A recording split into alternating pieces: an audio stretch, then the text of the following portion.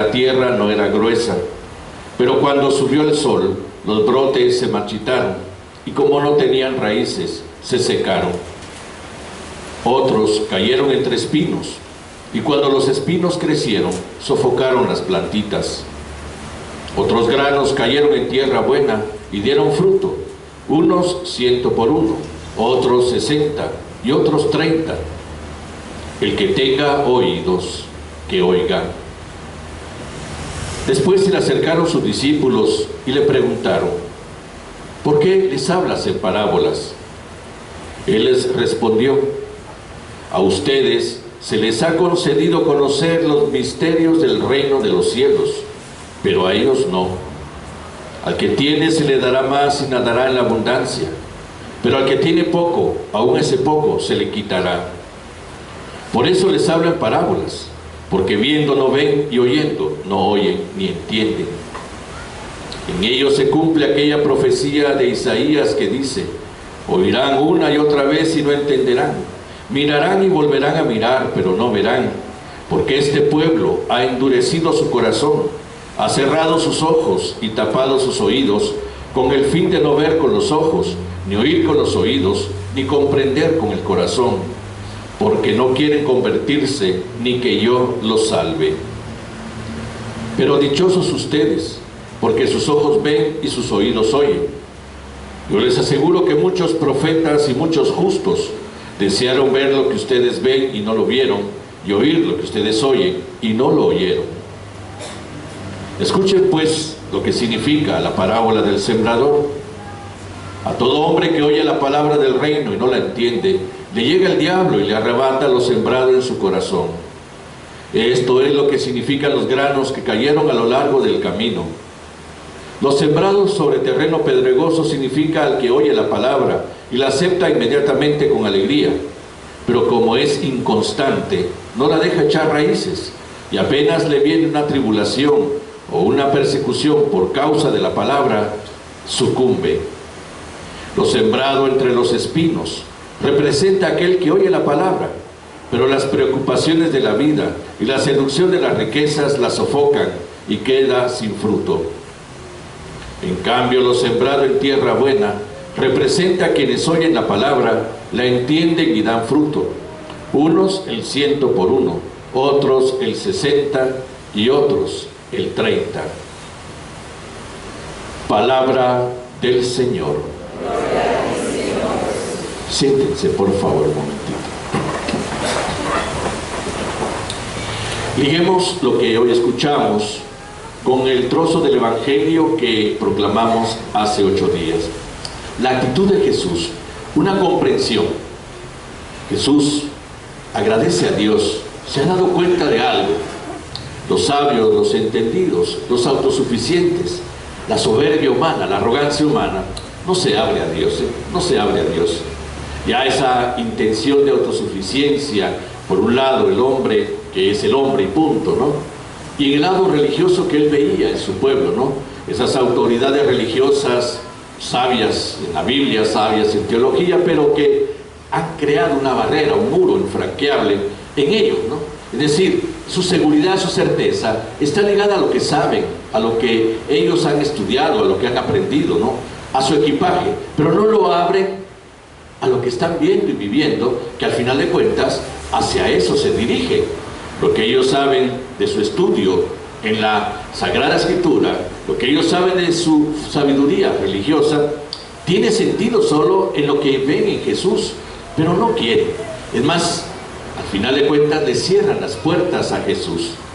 Sin embargo, esa religión, que muchas veces se proyectaba como una religión opresiva, una religión humillante, una religión que marginaba, ¿no? Una religión que incluso se atrevía a maldecir en nombre de Dios. Son cojos, ciegos, mudos, ¿no? Leprosos, enfermos, eran malditos de Dios, castigados por sus pecados, ¿no? Ellos se abren al anuncio del reino. Ellos descubren un Dios distinto al anuncio, del anuncio de Jesús. Ellos descubren que Dios no maldice, que Dios está para ellos, que viene a liberarlos por medio de Jesús, con culpa o sin no juzga ni condena, sino más bien anuncia el reino como anuncio liberador, anuncio que hace precisamente rehacer la dignidad de la persona y sus intenciones de vida, anuncio de esperanza. Y esto es lo que proclama Jesús. Te doy gracias, Señor de cielo y tierra, porque escondiste estas cosas a los sabios y entendidos y has querido revelarla a la gente pequeña, a la gente sencilla. Qué bueno, Padre, así te pareció bien. Pues bien, esto es lo que Él trata ahora de explicarle a sus discípulos por la parábola, porque también los discípulos empiezan a dudar, ¿no? Empiezan a ver extraño, no solo el anuncio del reino de los cielos como lo hace Jesús, sino también cómo encuentra oposición y rechazo en las autoridades de Israel y en gran parte, obviamente, de la gente influida por ellos. Entonces, ¿valdrá la pena o no valdrá la pena? ¿Valdrá la pena seguir adelante con este proyecto o no? ¿Valdrá la pena seguir a este Jesús? ¿Será de verdad el profeta? ¿Será de verdad una persona que está ligada a las profecías como Mesías y Señor? Entonces también ellos empiezan a tener dudas sobre esto. Y Jesús les explica su posición por esta parábola. Y Jesús les está diciendo que habrá corazones que se abran, ya habrá corazones que no. Y eso será siempre una constante en la historia de la humanidad. Habrá corazones que se abren a Dios y habrá corazones que se cierran a Dios. Habrá corazones que intenten manipularlo en una visión religiosa acomodaticia, estructurada, hecha a su estilo y antojo, ¿no? En donde un Dios solo sirve para hacer milagros y de ahí no más, ¿no? Pero de fe y de estilo de vida y de forma de vivir, ni hablemos, porque Dios no puede meterse en todos lados, ¿no? Aquellos que no dejan crecer la planta. Habrá corazones que se entusiasmen, ¿sí? Pero habrá cosas más importantes en qué pensar, Y entonces Jesús le está diciendo, esto va a estar siempre, esto va a estar siempre, pero no por eso dejo de trabajar, no por eso dejo de sembrar. Por eso toma la figura del agrícola, del sembrador, ¿no?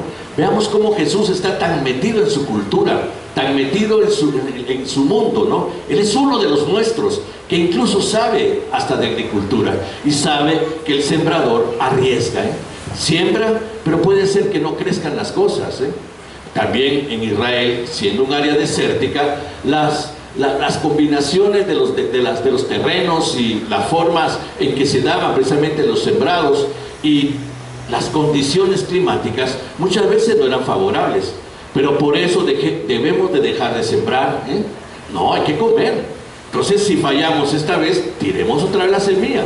Si nos va a dar la mitad, qué bueno, pero sembramos, Entonces, la figura del sembrador, pero sobre todo hay una palabra que se repite 2 veces acá.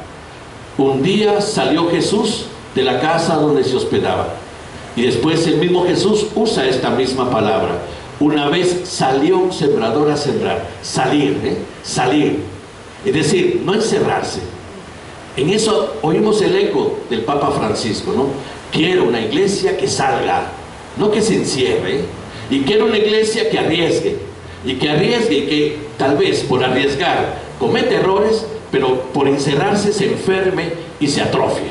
Prefiero una iglesia que salga, dice el Papa Francisco. Y tiene razón, porque a veces el panorama nuestro es un panorama que acobarda muchas veces, si nos dejamos llevar precisamente por lo que oímos y vemos.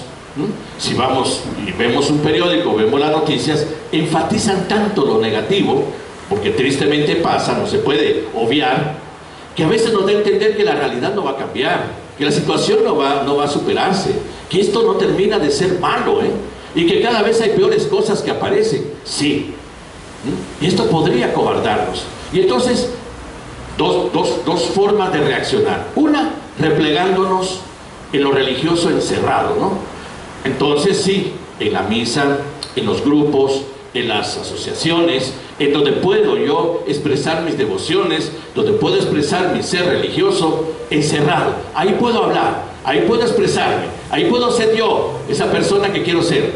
Pero afuera me da miedo.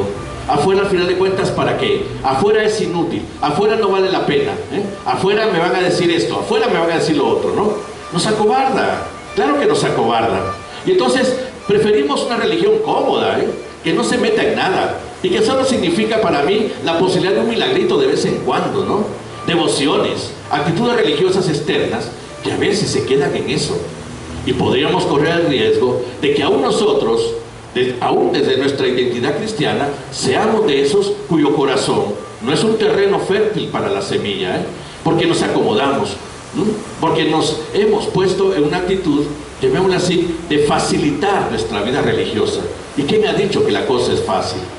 Jesús mismo comprende eso desde lo que Él experimenta. Él experimenta aceptación y rechazo al mismo tiempo, Él experimenta que entonces sí habrá quien le reciba el don que trae, y habrá quien no, y habrá quien se cierre a eso, pero no por eso voy a dejar de hacer lo que tengo que hacer, no por eso voy a dejar de sembrar, seguiré sembrando, ¿no? Ese salir, ¿no? Tengo que salir, tengo que hacerlo. Y habrá corazones que sí reciban esto, Habrá corazones que entonces, descubriendo con alegría el significado y el valor de lo que anuncio, de lo que dono, van a fructificar en sus vidas, van a encontrar esperanza, sentido de vida, van a realizarse, van a ser personas que descubran precisamente el valor de su persona, de su dignidad. Van a ser personas que entonces desde eso construyan una sociedad más justa, más pacífica, y entonces superarán la estructura religiosa cómoda para entrar también en una dimensión de seguimiento, del discipulado, de sembradores también. La iglesia tiene que aprender a que no es iglesia de resultados, es iglesia sembradora. Los resultados los da Dios y Él los garantiza. La primera lectura, el profeta Isaías, ¿no? Como baja del cielo la lluvia y la nieve y no vuelven allá sino después de empapar la tierra, de fecundarla y hacerla germinar, a fin de que dé semilla para sembrar y pan para comer, así será la palabra que sale de mi boca. Él garantiza eso, lo garantiza porque el mismo Jesús lo confirma. Habrá corazones que fructifiquen, habrá corazones que hagan vida a esto y descubran el valor de lo que han recibido, ¿no? Entonces, sí, el proyecto de Dios se llevará a cabo, ¿cómo? Sin nosotros, pero lo importante es que estemos ahí. ¿A dónde podemos llegar? ¿Hasta dónde podemos llegar? Entonces el proyecto de Dios llegará y terminará, porque Él lo tiene ya planificado. Nos pone a nosotros como colaboradores eficaces, nos involucra como protagonistas, pero también como destinatarios. Pero la respuesta está ligada siempre a nuestra libertad. Él no puede obligarnos, Él no puede imponerse, ni siquiera ante las certezas religiosas con las cuales el pueblo de Israel se encerró, ¿no? Hablando de castigos y hablando de maldiciones, si te portas mal, si no cumplís, si no haces esto, ¿no? No, Dios no actúa así. Dios no actúa así. Incluso hay cierto estilo de cristianismo que así presenta a Dios con tal de conservar adeptos o con tal de hacer adeptos. No se trata de que yo me asocie a todo esto desde una perspectiva no sana, no honesta, ¿no? Donde la conveniencia o el miedo me hacen entrar. No es verdad, no es así. Es desde la libertad y la conciencia de lo que estoy haciendo. Dios respeta la inteligencia del hombre, pero la respeta en cuanto al hombre que de verdad es libre e inteligente, buscará su bien y el bien de los demás, desde una realidad que al final le beneficia. El anuncio del reino es el anuncio del bien. Por eso la iglesia entenderá, somos sembradores. El efecto lo da Dios, el resultado está en las manos de Dios. Pablo mismo lo dirá. Acuérdense, Pablo sembró, Apolo regó, pero es Dios quien cosecha. Por lo tanto, la iglesia no es una iglesia de cosechadores, es una iglesia de sembradores, en la existencia de una transformación de la historia que tiene que ser más amable, que tiene que ser más bondadosa, una historia que tiene que ser entonces para nosotros un sentido esperanzador de que la paz y la justicia son posibles. ¿Desde dónde entonces? Desde mi insistencia, esa insistencia convencida que me lleva a mi actuar delante de las situaciones en donde yo sé que tengo una respuesta o una palabra que dar, y también una conducta que manifestar, que es infinitamente más importante. Jesús no solo predicó, es más, cuando los evangelistas hablan de la obra de Jesús, dicen claramente, pasó haciendo el bien y curando a los oprimidos por el mal. Pasó haciendo el bien, es decir, más bien enfatiza la conducta de Jesús, que confirmaba su palabra, sus actitudes confirmaban su palabra. No era solo pegar de gritos en la predicación de una palabra, era actuar conforme a ella para ver los resultados. cuánta gente sanada, cuánta gente liberada, cuánta gente reconstruida en su dignidad, cuánta gente con más esperanza, cuánta gente descubriendo lo hermoso de la vida, que incluso desde lo mismo religioso se le había quitado, Y entonces nos seguirá diciendo a todos nosotros, bueno, el que quiera hacerlo, que siga sembrando, El que de verdad se identifica conmigo, que siembre, porque nosotros podemos caer también en estos ejemplos que Jesús pone. Podemos ser estas personas que nos entusiasma en un retiro, todo, pero al final, no. El primer problema, el primer señalamiento, ahí sí no me meto. Cuando yo quiera te voy a hablar, Dios. Y entonces viene aquella frase famosa, ¿no? Tan estúpida, creo en Dios a mi manera, ¿no? Bueno, a ver en qué te resulta todo esto, Segundo, aquellos que sí existe Dios, pero mi pisto, mi situación, aquellos que dicen que Dios no tiene por qué meterse en la política, que Dios no tiene por qué meterse en la economía, que Dios no tiene por qué meterse en el deporte, que Dios no tiene por qué meterse en nada, solo en sus capillas, en sus templos, y ahí que lo prediquen, y ahí le rezo, y ahí voy y me persino, ¿no? Esos son los que tienen mayores intereses que Dios. ¿Y para qué? No le sirve de nada a Dios, ni tampoco te sirve esa religión, que es una política sin Dios. La cochinada que tenemos en Guatemala, ¿sí o no? Esa es una política sin Dios. Sin Dios no tiene por qué estar dictando las leyes ni nada, pero sí tiene que influir en la bondad del actuar de un político. Si un político es cristiano hasta políticamente, No solo porque puede dejarlo cristiano en sus templos, es cristiano políticamente, porque por eso tenemos lo que tenemos, Porque es fácil decirle a Dios, en donde a ti te toca, Señor, o sea, donde a ti te toca, ahí te voy a creer, donde ahí te toca, ahí te voy a rezar, pero no te metas donde no te toca. Entonces, ¿por qué decís que crees en Dios? Mentira, no crees en Dios, punto. Y entonces, estos son los que tienen intereses tan grandes, dice Jesús, cae entre espinas, y todo esto hace que se sofoque lo poco que pudo haber crecido ahí. Pero hay terrenos fértiles, hay terrenos bondadosos, hay terrenos abiertos, hay terrenos en donde sí fragua, ahí germina esa semilla, ahí es donde da fruto, y el fruto es todo aquello que en realidad nosotros también donamos a la sociedad. Es el fruto en donde mi responsabilidad en mi quehacer de todos los días me hace sentirlo como eso, mi identidad con el amor al prójimo. Esa es mi responsabilidad. Hago bien lo que tengo que hacer, lo hago desde el bien que le hago a los demás, lo hago desde el bien que también significa una transformación que a mí me conviene. Mientras yo sea más convencido y trabaje por ello, la paz puede venir, pero mientras tanto tendré derecho a quejarme de la criminalidad, tendré derecho a quejarme de lo que pasa en la violencia en Guatemala, si yo no soy capaz de mover un dedo para que esto se arregle. No, entonces no te metas donde en realidad no has contribuido para que las cosas cambien, Y entonces, pero hay quienes sí, y hasta arriesgan su vida por la transformación de la historia, arriesgan su vida por la transformación social. Y esto me llamó la atención, en el peso de las malas noticias.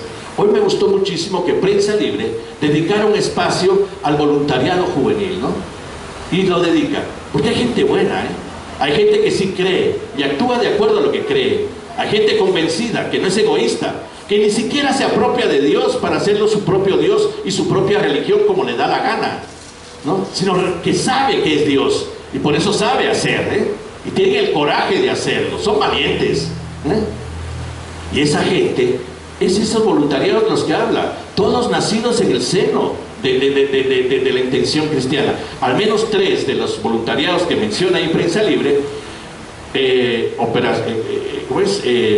Techo para mi País, Operación Sonrisa y Operación Panito, nacieron en el seno de la iglesia, grupos juveniles del movimiento emproísta que decidieron responder a una necesidad, y ahí están, y lo hacen bien, y han alegrado vidas, han dado esperanza a la vida, han dado sentido a la vida de otros, la han ayudado, y por lo tanto entonces, ¿por qué nosotros podemos desconfiar de la eficacia de nuestro quehacer bondadoso, desde nuestro quehacer desde la fe, si Dios mismo nos está hablando de eficacia? Habrá sordos, habrá ciegos, claro que los habrá, Claro que lo sabrá. Y se quedarán sin lo poco que tienen, dice el Señor, porque al final es tan efímero lo que puedan llegar a tener, sobre todo aquellos que han puesto su meta en el pisto, ¿no? A ver hasta dónde te llega, ¿eh? A ver si de verdad ahí está tu solidez. Mire, hay millonarios que se han venido a pique, ¿eh? No está ahí tu solidez entonces. ¿En dónde está tu solidez? Aún lo poco que puedas tener no es sólido. Lo sólido está ligado a aquello que construyes desde una certeza que Jesús pone en lo que Él llama el reino de los cielos, el anuncio de la palabra, ¿eh? Y entonces, gentes de fe, nosotros creyentes, si ponemos tanta fe en lo que pedimos en la oración, y nos lo dice, ¿no? Usted insista con su fe, rece, ¿no? Claro, ¿no? Es lógico, y qué bueno. También pongamos esa misma insistencia en el quehacer, gentes, ¿eh? Pongamos esa misma insistencia en que somos sembradores y sembramos desde nuestra conducta, sembramos desde nuestro testimonio, sembramos desde la bondad que irradiamos. No estamos limitándonos a nadie, no estamos poniendo barreras, nos abrimos precisamente desde la responsabilidad del quehacer de todos los días al bien común, ¿eh? Y entonces esa insistencia tiene que seguir. No tenemos por qué acobardarnos. Y Jesús se lo está diciendo a sus discípulos. Tanto que para Él, si me quieren seguir, me siguen. Y si no, no. En el capítulo 6 de San Juan, el lenguaje de Jesús no fue comprendido. Y dice el evangelista, en ese momento, hasta muchos de sus discípulos se echaron para atrás. Y Jesús no empezó a convencerlos. Se volteó, vio a los 12 y les dijo, ¿qué? ¿También ustedes se quieren ir? Goodbye. Pero el que me sigue, punto. Aquí no estoy, Jesús no anda apañando a nadie. La verdad es la verdad y se anuncia. El que es valiente para anunciarla y para vivirla, va a seguir a Jesús. El que no, tiene todo el derecho. Pero tampoco Jesús anda convenciendo a nadie en un proselitismo religioso barato. No se trata de masas, no se trata de ver cuántos se adaptan a lo religioso. Se trata de ver cuántos de verdad acogen la verdad y la viven, y la ponen en práctica, la donan y crean un mundo distinto. En la insistencia del sembrar, en la insistencia constante del creer que lo que se siembra tendrá eficacia, porque es Dios quien cosecha. Vamos ahora a confirmar nuestra fe.